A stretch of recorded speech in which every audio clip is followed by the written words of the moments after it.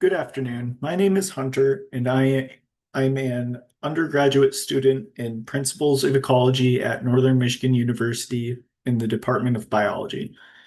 For my research project this semester, investigated variation in the relative abundance among coyote, elk, and mule deer with a subset of Snapshot USA data so that I could learn more about how different wildlife species interact with one another across the United States.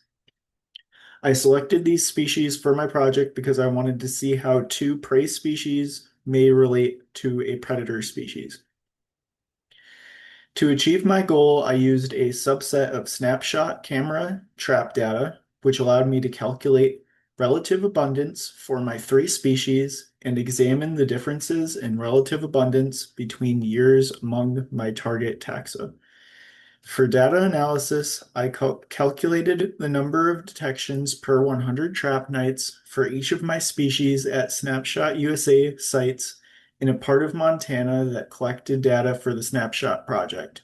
I then used a t-test to determine whether my target taxa experienced changes in relative abundance between years. I found that mule deer relative abundance did differ, while coyote and elk relative abundance did not differ.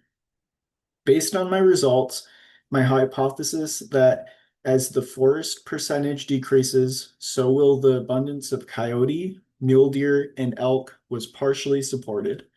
One potential reason for these results is other factors may be influencing the coyote and elk populations, like humans and habitat disturbance. Future research could look into forest percentage and its influence on mule deer abundance, and ecosystem managers could use this information to be better informed when making decisions on forest management in relation to mule deer and other species dependent on forest habitats. In closing, I want to thank the Snapshot USA collaborative team for granting me access to this incredible data set, as well as my TA, Liv Coletta, and my uncle for helping me bring my project to completion. Thank you.